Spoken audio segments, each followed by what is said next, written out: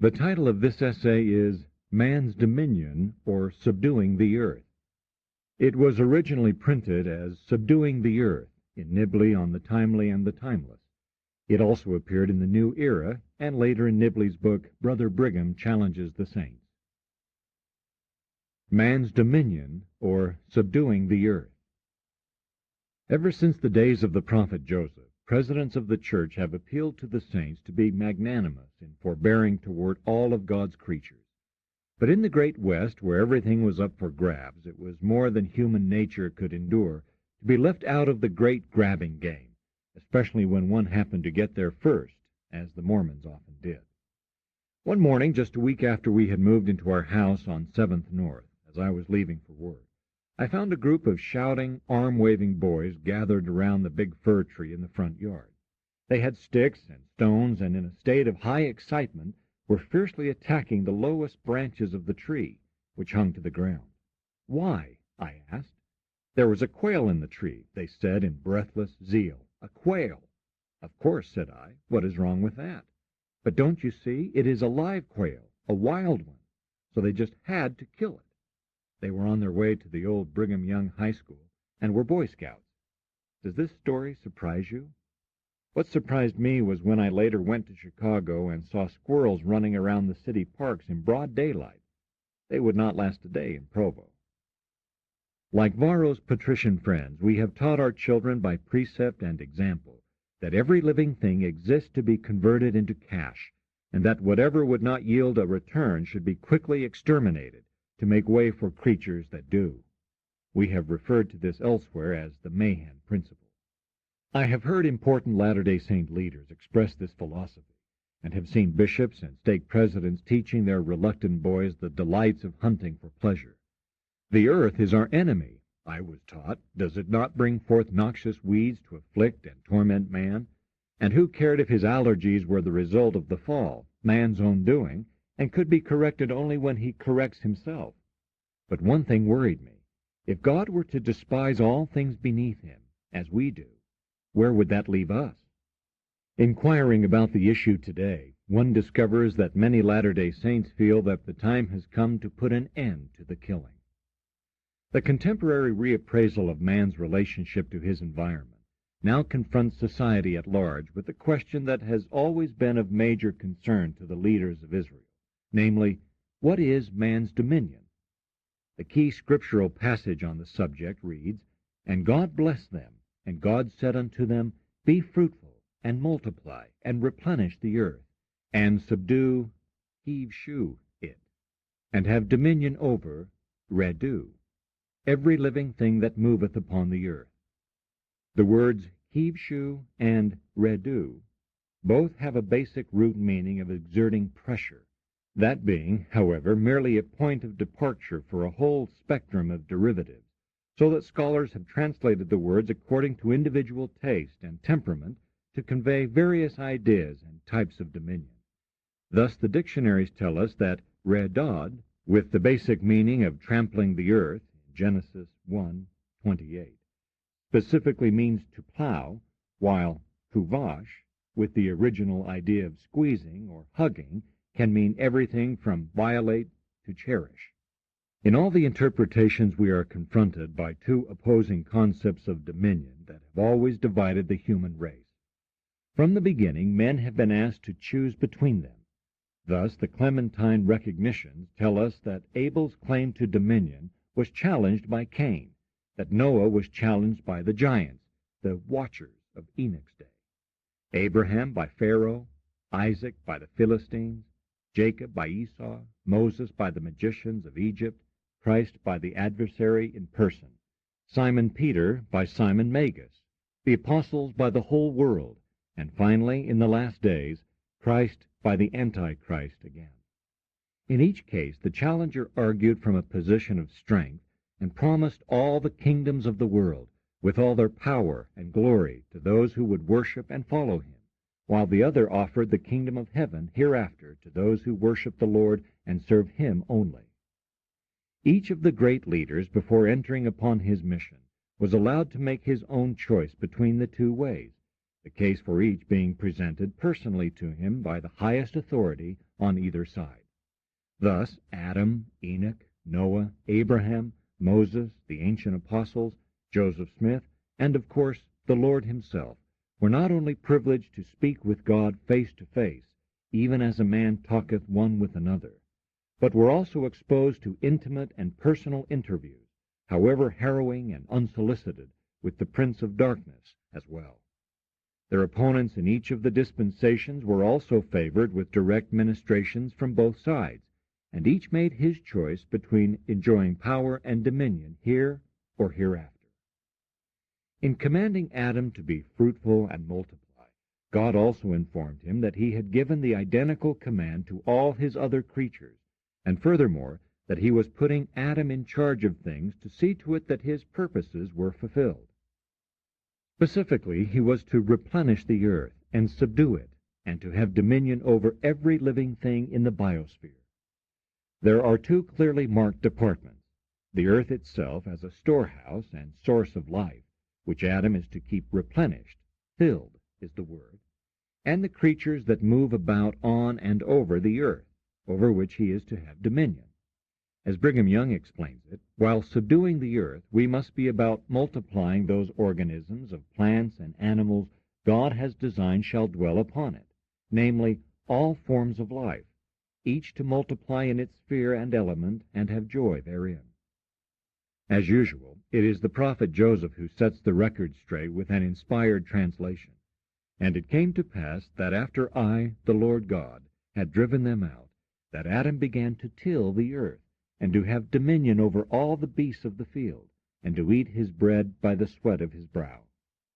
Here, in the place of the subdue of the King James Version, we have explicitly the word till applied to the earth alone, while dominion is reserved for the animal kingdom. And what is dominion? After commanding every form of life to multiply for the express purpose of having joy, God gave the identical command to Adam, at the same time putting him in charge of the whole operation, making him Lord over the whole earth, and giving him dominion over everything on the face of the earth. Lordship and dominion are the same. The word Lord is the usual English slurring of hlawverd, the loaf-ward or keeper of the bread, because, according to the Oxford English Dictionary, in its primary sense, the word, which is absent from the other Teutonic languages, denotes the head of a household in his relation to the servants and dependents who eat his bread. The development of sense has been largely influenced by the adoption of the word as the customary rendering of the Latin dominus, which brings us in the dictionary to dominion, derivative of dominium, property, ownership, from dominus, Lord, specifically the Lord of the household, in his capacity of generous host, pater familias, and owner of the house, domus.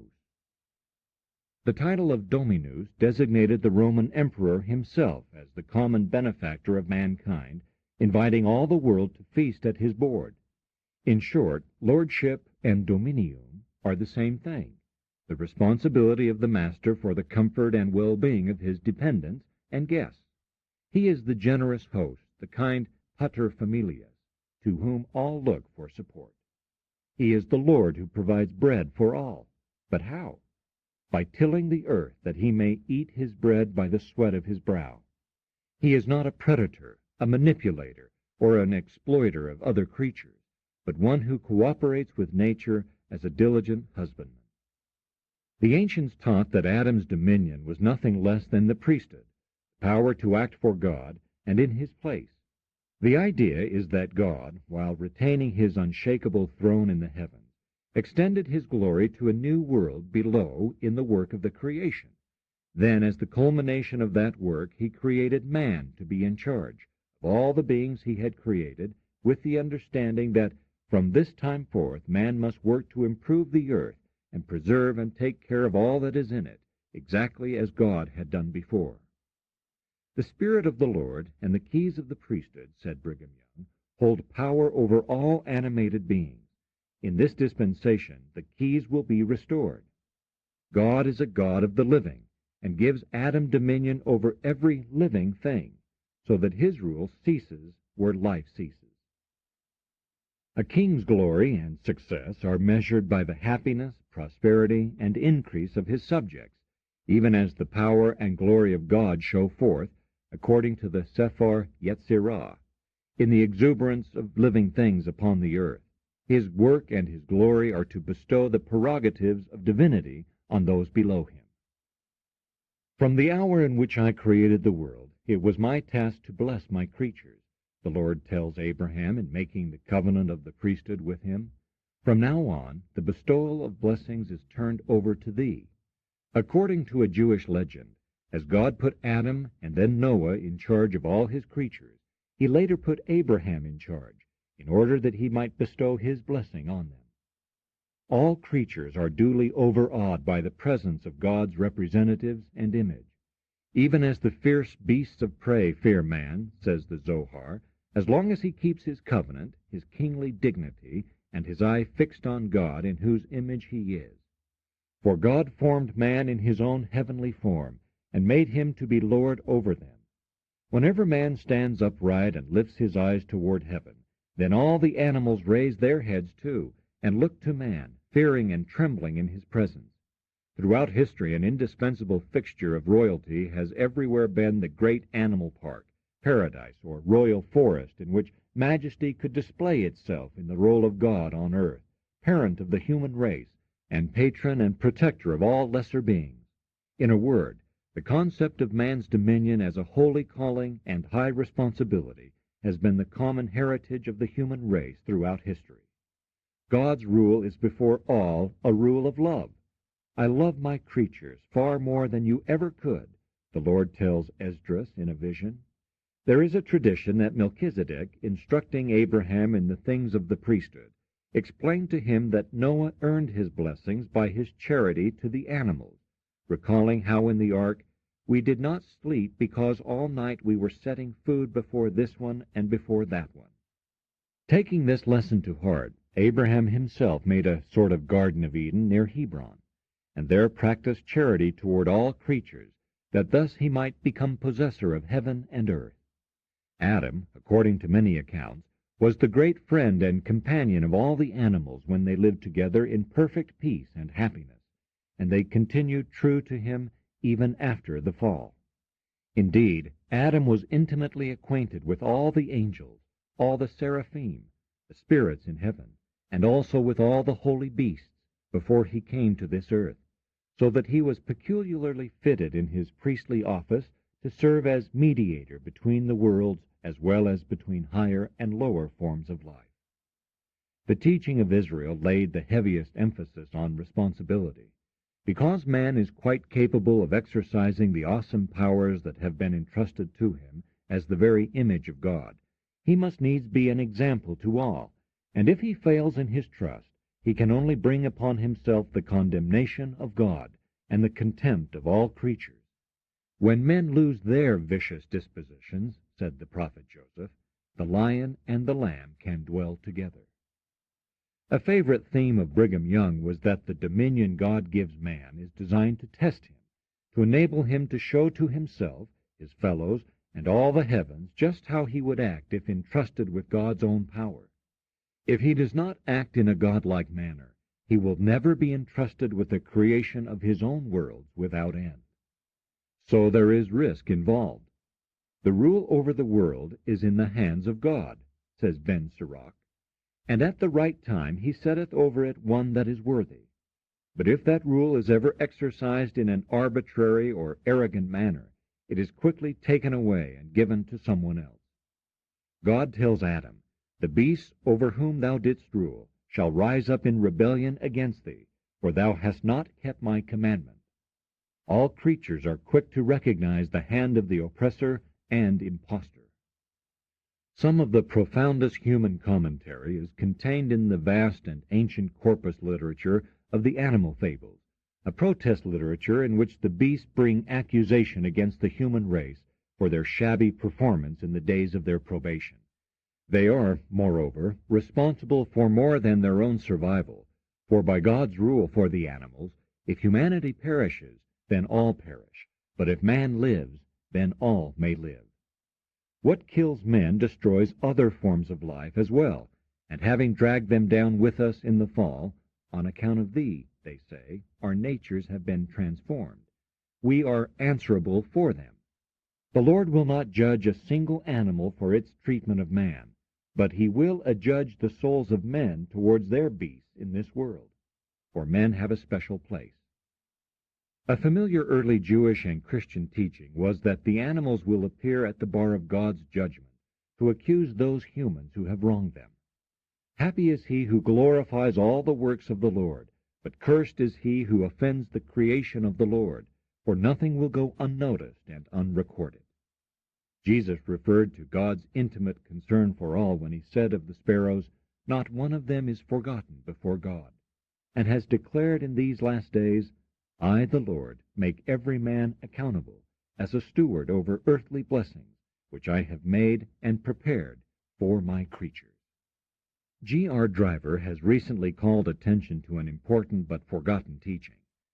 Few, if any, readers of the Old Testament seem to have noticed that as our text stands and as it can only be read without violating normal standards of interpretation, they are committed to the strange doctrine of the resurrection not only of man and of birds and beasts, but also of gliding things innumerable which swim in the sea. Modern revelation confirms this. For I, the Lord God, created all things of which I have spoken, spiritually, before they were naturally upon the face of the earth. In heaven created I them. Every tree that is pleasant to the sight of man became also a living soul, for it was spiritual in the day that I created it.